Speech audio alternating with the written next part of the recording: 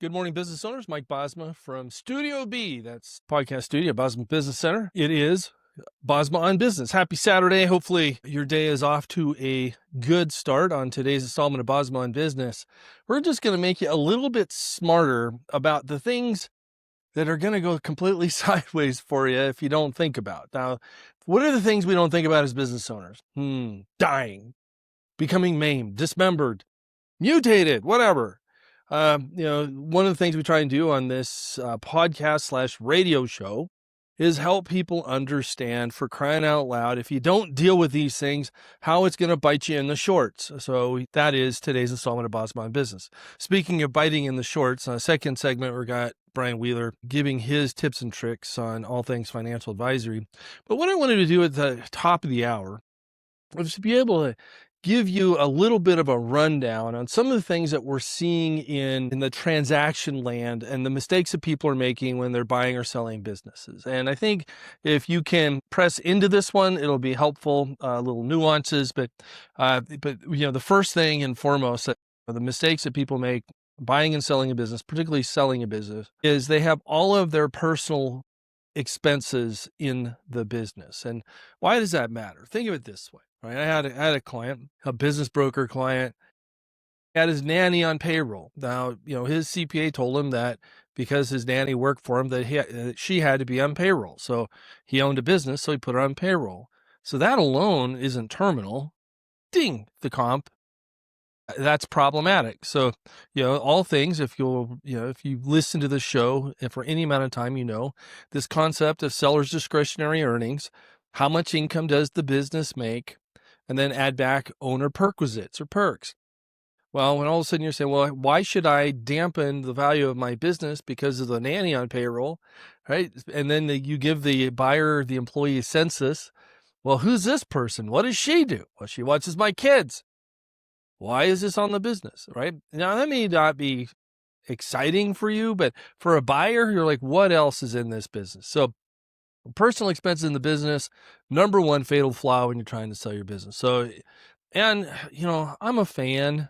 I'm just a huge fan of not doing those types of expenses, period, right? Just better off being able to sleep at night. I had a consult, one of our loyal listeners came in, and he's like, what do I do with the cash in the safe?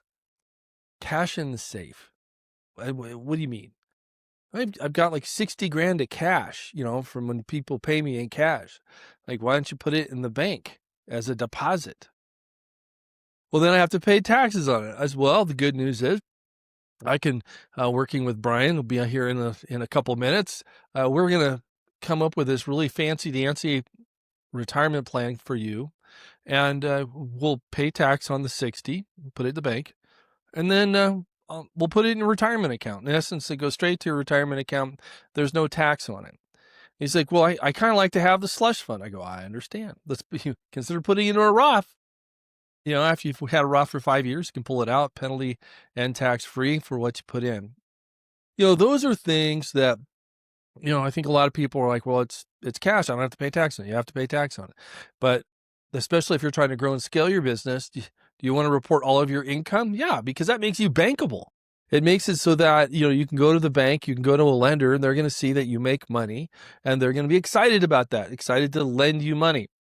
If you go to an investor, they're going to be excited that you make money so they can see that they get a return on their investment. So, it's important that you're making money. There's a million strategies from Saturday to be able to tax advantage that. And I'll give you some examples, right? So we're talking about not dumping all your personal expenses in your business. Hallelujah. But then people are like, well, I'm going to pay all this tax. Well, yeah, you make an investment, buy some real estate. I was looking at a 12-plex earlier this week, $1.5 million for 12 doors. That's a cash flow at 7%.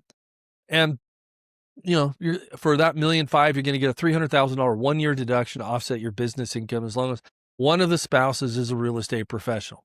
It's not overly sexy. It just is effective. Do the cost segregation study. Cody Heimerdinger is going to do that cost seg study, figure out how much of that 12-plex is landscaping, paving, cabinets, carpet, and the like. And then if you're really, really, really clever, maybe you decide, that vacation home that you always wanted and you're trying to save a buck or two, let's buy it. And then, but before you move into it and use it all personally, use it as a short-term rental, right? You don't need to be a real estate professional. You are then able to write off that year and the loss in year one. And because of the One Big Beautiful Bill Act, you can now take bonus depreciation on it. Again, about 25% of the cost of the real estate is going to be deductible in year one if it's a short-term rental, right? Offsetting against other active business. So, those are big wins for you, right? Then it's, using those types of tips and tricks and techniques to manage your tax nut just is smart for you. But you don't need to try and manage your tax nut by not making any money in your business. The business is, after all, the golden goose. So don't kill the golden goose. It should be profitable. And of course, one of the questions that I had on through social media this last week, it's one of the things that we've really doubled down on is, as we've gone on video for this podcast, but then also pushing out a lot of content. If you're not getting that newsletter, go to keystone.cpa and make sure you sign up for the newsletter. If you're not subscribed to this podcast, go to my YouTube channel, Bosma on Business. Make sure you subscribe, and that way this stuff is going to get delivered to you. Watch it at your leisure. Read it at your leisure. But the key there, guys, is this. When you're thinking about how do I create wealth, give the bank something to lend against. And a lot of times, particularly, I see this very common. You're an S corporation, and then you have your partner. You own 50-50 of the S corp. Invariably, should the entity be an S corp? The answer is probably no, because one partner wants to write off his brand new Raptor. It's 100 whatever thousand. The other guy's driving around his 1986 Honda Accord. How do you equalize that in S corp? You can't. But if you have your entity tax as a partnership owned by two S corporations, you can put whatever you want into your S corp. Fine, right? The bankers get it. The bankers see the partnership return. They're making plenty of money. Then how do the partners spend it? On all your personal stuff. Fine. Again, I won't opine on it from an audit defensibility perspective. But just from an overall business perspective, now you have the business that the bank is going to lend to.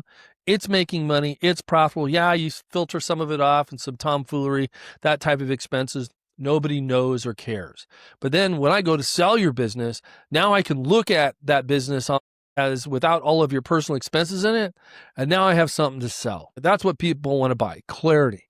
They don't want to try and riddle through your box of receipts to figure out what you should be deducting in the business or not, right? Your Elks Club membership, all this stuff. They don't want to work that hard, and they don't want to have to understand your tax planning. They just want to be able to understand how much money they're going to make as a business. The other thing that we're talking about, just kind of mistakes that people make in their business is, the thing I love about entrepreneurship in Nevada, the United States, in many ways, right? We get a lot of deals done on a handshake deal, right? I can have a discussion with somebody. Hey, this is how we're going to try this new deal. It's going to be great. We shake on it, and then we see how it goes. All well and good, but what happens when something happens to you? Again, in this next segment, we're going to talk to Brian Wheeler about that eventuality of die. Unfortunately, you die sooner than you ever planned on. You become disabled. He's going to speak to some of those policies to be able to help you mitigate against that. But make sure that if something happens to you in your business, that you've memorialized the contractual relationships you have. Right? I mean, that is just a common mess that I see. Like, well, hey, do you have any relationships with your employees, like employment contracts? Oh, no, I just hired them. I told them I'm going to pay them this. Well, if somebody buys that business, there's a handful of places that there's successor liability. One of those is in payroll tax. You don't get your payroll taxes right, that can go to the buyer, and that's going to dampen their enthusiasm to buy your business. Same thing with sales tax. So that's where, those are the things that maybe you've never even thought of. In fact, this entirety of the show, this week's installment of Bosma Business is all of those things that maybe you are unaware of that even exist, right? Don't write off all your personal expenses through your business tax return. If you need a way to do that without dampening a bank's enthusiasm to lend you, we have a solution there. Make sure that your contractual relationships are written down. You've got employment contracts with your employees. You have real contracts with your vendors, all these things, right? But especially if you're doing business with yourself, I'll explain that in a minute. If you're doing business with yourself, that relationship is written down. And I'll give you an example. You started your business a year or two ago. You had your car. You thought, I'm going to use my car in my business. Did you ever transfer the car to your business? Is it titled in the name of your business? Maybe yes, maybe no. Did you borrow money on the car? Is the loan in the name of the business? At a minimum, you do a one-page document called an assignment where you're going to assign the title of that to the business. So that way, if the IRS, we are defending, I think, in excess of 100 IRS audits right now for other CPA firms. These are all the things these CPAs aren't telling their clients is make sure you do this one-page assignment. Go to ChatGPT. It's better than nothing. Use an attorney. But failing that, just ChatGPT it, for crying out loud. Do the assignment. Hey, we're going to transfer this into my entity. The entity's going to own it. Now that gives the entity a reason to pay the tax. Now, the other thing that you want to pay attention to, things you don't want to screw up. So now the entity owns a car. Guess what time it is? It's the time. October's 2 weeks away. October's the date where you need to make sure you substantiate to your employer the business use of that employer-provided auto. Company who owns an automobile, you have to include in your W-2 the non-deductible portion that you use for personal. And so those are things that like everybody misses. Now, these audits, IRS just blows it up. They're like, this isn't a business anything. This is a personal something. Why? Because you didn't adhere to any of the business formalities of, hey, you are the employer and the employee as a business owner of an S corporation. Well, you have to do this reporting to have an accountable plan. So what does that mean for you, Mr. Business Owner, Mr. Employee? That means you need to tell yourself the business versus personal use of this automobile. Get a form. You can put a link on the bottom of here and just say, hey, send me the form to substantiate the business versus personal use. We'll send it to you. No charge to you. You do have to sign up for the newsletter. That's just true. But, and then how do I know what the business versus personal use of my automobile is? There's trackers that are out there. Again, drop a note below. We'll let you know what those are. You just put it on your phone. And the reason we're telling you now and not next month is because you need about a month to be able to track your auto so that you can use it for the entire year as long as it's a representative sample. Speaking of representative samples, as I mentioned, after this break, Brian Wheeler is going to come and tell us all the things that you need to be aware of should you decide to die. Get it, and there's policies and products to be able to hedge against an unfortunate event. When we come back, it's Bosma on Business. I was born with a congenital heart defect and almost died. But thanks to research funded by the American Heart Association, I had heart surgery that saved my life. Learn more at helpheart.org. Welcome back to Bosma on Business. Your host, Mike Bosma. It's not even Teams or Zoom on the computer. Brian Wheeler from Keystone Wealth Advisors, just working the kinks out of our new technology coming from Studio B, Studio Bosma Business Center. So, Brian, how's things on your side of the office? Things are good. Plenty to do on this side of the world. So, one of the things we try and do is let business owners know everything they need to know about the different things that are going on. And now, if you tuned in last week, you heard Jade Bogan share her story about her HVAC company, had this great idea, let's start a restaurant, and then close the restaurant. And at the same time, one of her kiddos died, and a 19-year-old. I remember standing alongside her in that very difficult time and just thinking, this is the most resilient human ever. So, I just think and of course, if you want to go watch that episode, you can go to Bosma on Business on YouTube, like and subscribe. In a perfect world, there's a little button at the bottom of the video. You can do it right there. But let me know if it's there or not when this thing airs.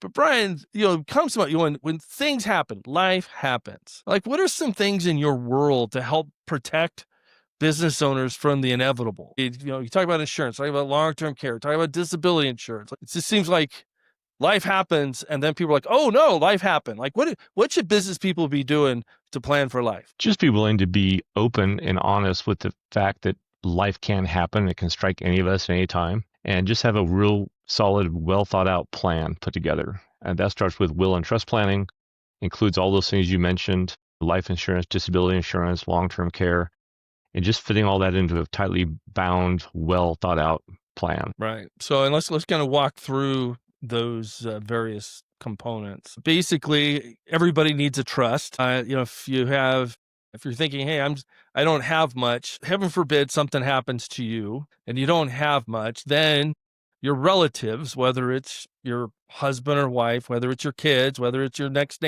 door neighbor, whoever is going to be tasked with picking up the pieces after your demise. Not only are they grieving your departure, then they're having to figure out your mess. So what are some things in a trust agreement, Brian, that you see people miss?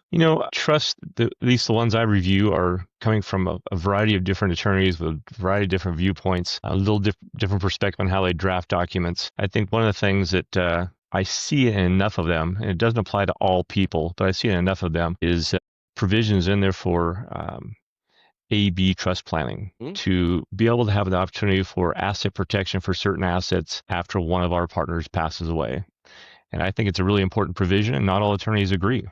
We don't always see eye to eye. Right. And so that, just for the benefit of our listeners, what Brian's talking about, AB, is, you have somebody dies in the olden days before portability. You would have your spouse, especially in community property state, you have your spouse's wealth go to a separate trust, oftentimes referred to as the decedent's trust, because they died, the decedent's trust. And that's generally, the attorneys tell you, bankruptcy remote, those assets are safe, right? And then portability came along back when the estate tax exemption went up significantly. And they had this ability to say, hey, if you just don't have that trust, or if you don't have that provision in your trust, we're just going to allow you to, with your unused exemption, we all get now a $15 million exemption when we die, before you have to pay estate tax. So when you have that unused exemption, you're just simply going to roll that, it's portable, over to your surviving spouse. Mm-hmm. But there are, like Brian, you brought up a good point.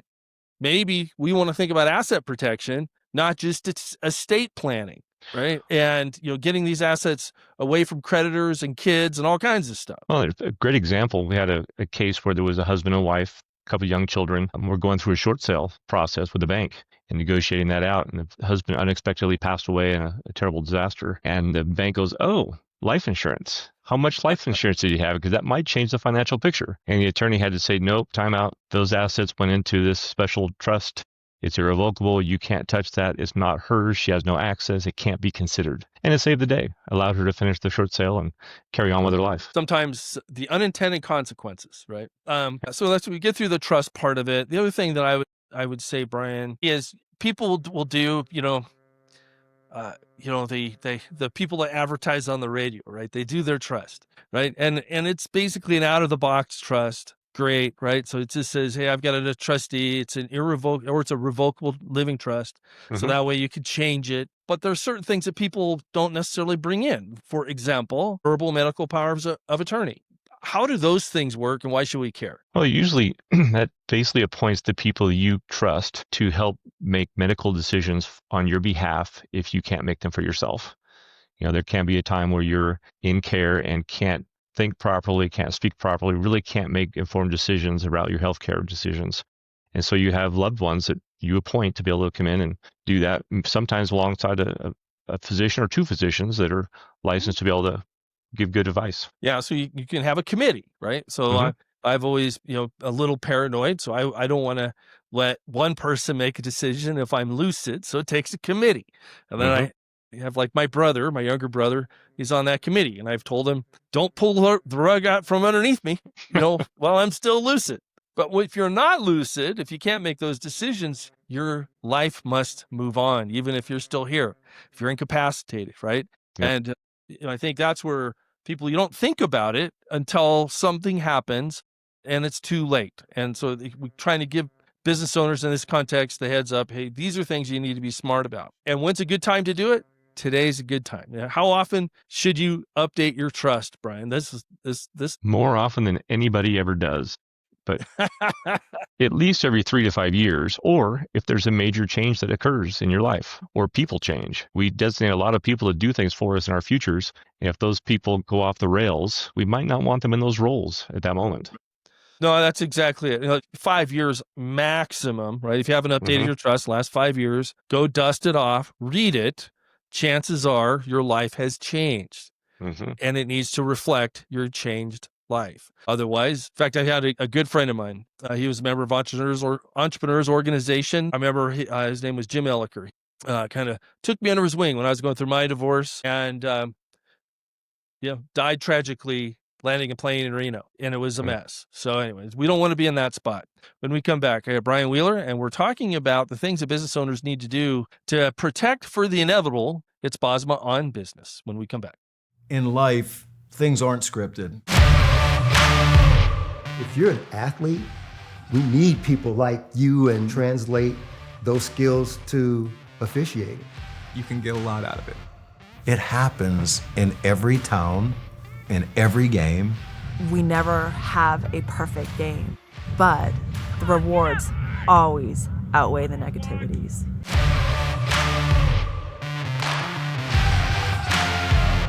Welcome back to Bosma on Business. Your host, Mike Bosma, in the other studio, I don't know, across the office, Studio B, Studio Bosma Business Center, trying to work out the technological kinks. Technology is great when it works. One of the things that truly does work is Brian Wheeler of Keystone Wealth Advisors, talking about some of the ABCs and 1, 2, 3s of things that business owners need to do from not only a financial and wealth planning, but just the stuff that nobody ever wants to talk about, right? Stephen Covey would call it quadrant 2, right? Stuff that's important, not urgent. Business owners were putting out fires every day. I don't have time for one more thing. And now I'm telling you, should I have disability insurance? I don't know, Brian. Should I have I remember I did my financial plan years ago, and you're updating mine now, so I appreciate it. But one of the things was that financial advisor, he said, well, Mike, you got a pretty good plan. Just hope you die. I'm like, what do you mean? He goes, if you just get injured and don't die, you're SOL. I'm like, I didn't think of that, right? We protect for dying, but if I just, get brain trauma or Alzheimer's and I'm here for the duration and I don't have the ability to replace my income, I'm in trouble. So I talk to you about accident or, disability insurance. How does it work? Pretty simply, it's a little bit like life insurance. It's an insurance policy that covers you, but not when you die. If you become sick, injured, and just can't do the daily functions of your job, you can get an income payment that comes in month over month and fills that gap for the duration until you either get back on the saddle and recover from your injury, or it can last as long as the policy lasts or till you retire. And the thing is, people 50 and over, they're in their maximum earning years, right? And they're slogging away into retirement. All these things. I mean, you have life insurance, fine. But heaven forbid, I had a client who's flying from Reno to Dallas and had a stroke on the plane, never recovered. Now, he was still high functioning, but he couldn't do the intense work that he used to do. So he couldn't work in his job anymore. So he got he had the insurance, he got a big payoff so that he can pay off his mortgage and those things, so that, because he didn't have it, he couldn't earn a wage anymore. Those policies, I think what people are feeling, Brian, is that's expensive. How are they priced? They are more expensive than life insurance, but that's because it's more likely to become ill or disabled. Right? Yes, they pay a lot of, benefits out on that type of a policy because it's more often used, for sure. Is there a case study or a best plan for, do you probably need more of that or not? How would you know? I think every situation is different. And I think some people don't necessarily design disability with all things in mind. Disability, having zero to having enough to replace your entire wages. And there's a lot of room in between those two spectrums that can still provide a benefit. We tell people sometimes, what if we just had enough disability to pay your house payment, kept you in your house? Could you still make ends meet with everything else going on if you had to? And sometimes the answer is, yeah, it's enough. But sometimes we do need more. Lifestyle is more. My wife spends more. That's not going to change. Maybe I do need enough to replace. True. So everybody's situation is a little different, and they should be designed accordingly. But I think having no disability insurance is a problem, especially when it's a problem. Right. Now, the other thing that's interesting is sometimes your employer, or for the benefit of our business owners, you are the employer. Mm-hmm. Now, the key is, I'm just going to give you a little nugget here. You want to write this down, is that your employer is going to give you an option. Do I want to do this pre-tax or post-tax? Right. So you can buy it through your 121 plan, your cafeteria plan. And these are just add-ons to your existing insurance. And what I always tell people is make sure that you do it after tax, because the little bit that you're going to get withheld from your paycheck means that if you collect it, it's all tax-free. And a lot of people are like, oh, no, pre-tax. I'm going to do it pre-tax. And then if they collect it, it's taxable. Well, when's the worst time ever to be paying a bunch of tax? When you're disabled. Okay. So it's a little bit of pain today. If you need it, you're like I say, these are big payments. You're talking 30% of that goes away. A little bit of payment on the front end, let it go. So that's a little nugget for the benefit of our audience. Can't just call them listeners anymore because there's people watching us. Although I have been told, Brian, I do only have a face for radio. Here. Yep. Same. Anyway, so why do I hate life insurance so much, Brian? I don't know, Mike. I think life insurance has a stigma about it, largely because of the way it's used and the way life insurance salespeople sell it. And it's not always in alignment with the goals and objectives of the clients. And that's a really sad but often true scenario. Right. It's the way that it's sold, right? And the way that it's sold is, right, this is another little nugget, right? The way that business owners get ripped off by life insurance salespeople, maybe ripped off's a little harsh, but probably not. How they get ripped off is that they say, oh, hey, I'm going to do this whole life, this universal life policy, and I'm going to use it like the Rockefellers did. I'm going to put all this money into it. I can borrow it back. It's going to grow tax-free. It's great. It's great. It's great. And that happens in year 1 and year 2, and you're putting big chunks of money into there.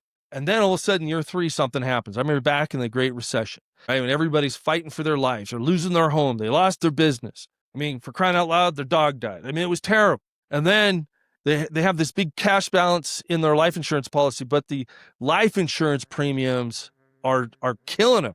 Like, I can't afford to have life insurance if I can't afford to live. I mean, the whole idea here, guys, is to have a life, right? So they would cash in those life insurance policies, and they had these huge surrenders, right? They just got blown up on the surrender. Now, Brian, there's a way to write those so there's not so painful if you have to unwind them. What's the secret there? There's a handful of ways to kind of address that. And it really starts with the type of policy that it is. The different policies have a little bit heavier drag in the front years from a cash perspective and how much I can access early in the policy. Some actually have high early cash values where you can actually get most of your cash within year 2, a good part of it even in year 1, based on the premium you paid in.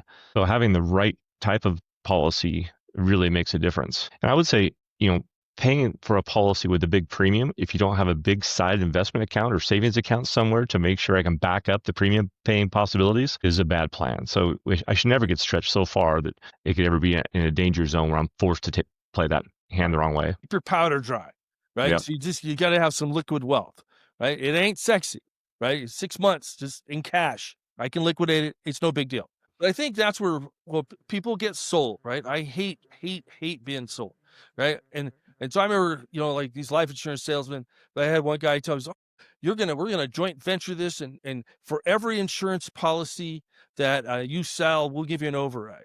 I'm like, okay, that's fine. And then he said, okay, so you start scheduling it out for my clients. And I'm like, well, you tell me where the problems are in your policy. He goes, well, what do you mean? I go, don't make me pull your policy apart. So then, of course, that's the same time, we started partnering, and I gave it to you, and you're like, it's got this big commission to him on the front end, which means there's a big cancellation policy. If he spread out his commission, if it gets canceled, it's not so bad to the client, which is why we decided to go the registered investment advisor, because like we're fiduciaries, right? It's like, and we do that because it's how we're wired, but yeah, right. A lot of people, they don't have that same standard. So I guess what's the difference between an RIA and a broker-dealer? Just the standard for which they work.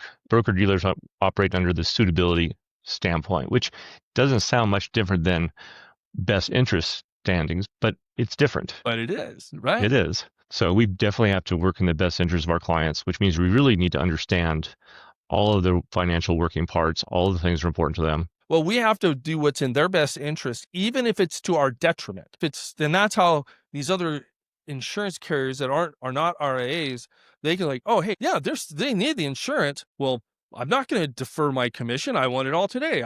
I have an expensive lifestyle. So you front load it, even though it could be potentially their detriment if they cancel it, right? Different standards. And so we're like, no, and the thing is about visibility and fees. We tell our clients where our fees are, right? There's no secrets. Our fee schedule's, filed with the state. There's not that, there's some backdoor deal, right? It's just, we make what we make, which I just think is a better business model. Because I'm telling you, it's like all these, backdoor deals, yeah, you don't know if you're coming or going. You don't know if who's advising you is actually out for you or for them.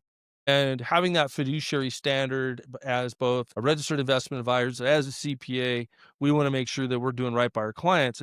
And I'll tell you this, the way that you know you've done right by your client is with the benefit of hindsight, would they do it again? Right? I mean, that's something I remember when we first started doing business together, Brian.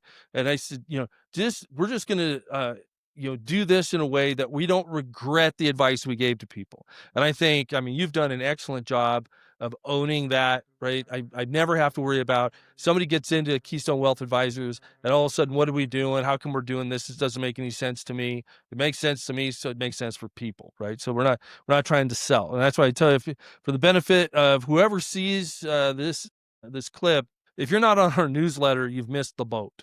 In this newsletter, again, no fluff, just straight content designed for business owners that you probably can't get anywhere else, at least not in this kind of condensed format. So if you haven't liked this podcast, make sure you do so on YouTube. But go to keystone.cpa, sign up for the newsletter. You'll be glad you did. And that's where, I know last week's newsletter, we were talking about these IDGITs, intentionally defective grantor trust. Brian, we talked earlier in the show about revocable living trust.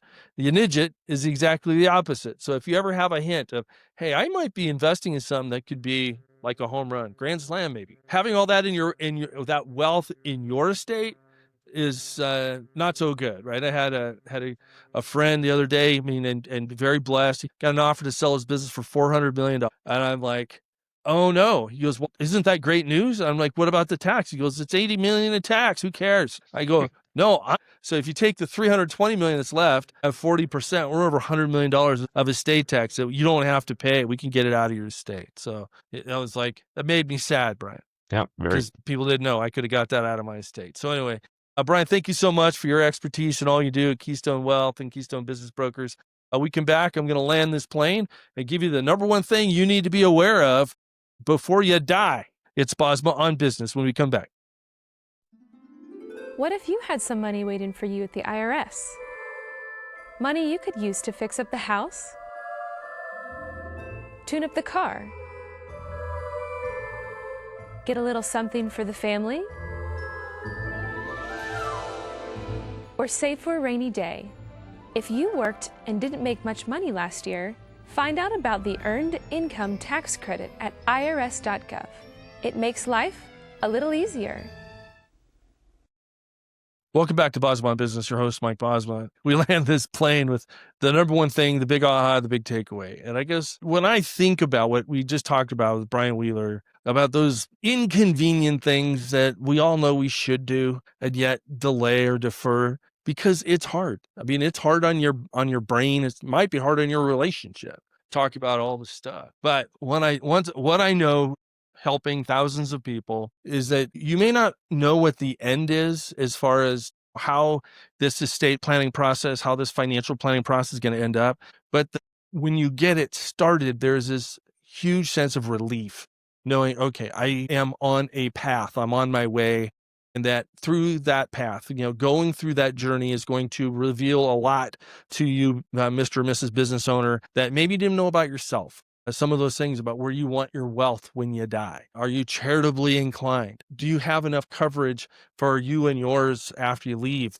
Do you have enough disability insurance if, heaven forbid, you don't die? All those things. And so, and there is never, in my experience, a convenient time to die. So the best time to be having these discussions is before you have to, and that's the inconvenient truth, right? Is you want to have these hard discussions, and they're not hard, right? I talk to an experienced estate attorney, talk to an experienced CPA, that knows your situation and say, hey, I need to get through this process so that I have these things, my affairs in order. And so that way, if I'm unable to deal with my stuff, people know where the binder is with your trust in it. They know who's going to get what. In fact, I'd say that's kind of the hack, if you will, on this segment is if you have kids and you have an idea of how you want your wealth to be split, your children, it's not fair to them to let them know your intentions after you die. Those are discussions that you want to have with your children before you die and how you're going to split your estate. Now, granted, if you have a revocable living trust, you can change it. Telling your children hey, everybody's not getting, it's not fair. I'm not splitting this thing, one half if I got 2 kids. I'm doing it this way, and this is why. And the reason you want to do that is this, right? Because after you die, what we hopefully all want is our family to be happy, healthy, and well in our absence. Okay, right? We go through the mourning process, but to be able to be set, not have to be worried about these things, this mess. And the last thing you want to do is have sibling A and sibling B fighting with each other because the older brother, who's the favorite, got the differential treatment. If you as the parent tells them, hey, he's getting the lion's share because maybe you own a business and maybe he's run the business and he gets it. And maybe the other person, they're not as interested, and you're going to want the legacy of that business to go to one instead of the other without equalizing the estate. All that stuff you work out in your estate plan, which is all part of your financial plan. But have that conversation with your loved ones before you're at death's door, so that people know you're lucid. Of course, you can change your mind. You're not bound by it for forever. But you want to have that discussion, because that's maybe the greatest form of parenting, is being able to help your kids, your children, understand the why behind the what that's in your estate plan. Right? And the last thing you want is to be able to be your loved ones quibbling and fighting after you die, objecting to the trust, objecting to the probate, boo-hoo, boo-hoo. If that's what you want, make sure people know. Speaking of getting getting what you want, if what you want is a second opinion on your tax information, on your financial information, maybe on your business plan, maybe you're just trying to riddle this thing. How are you going to grow and scale your business? Give us a call, 775-786-4900, mbosma at keystone.cpa.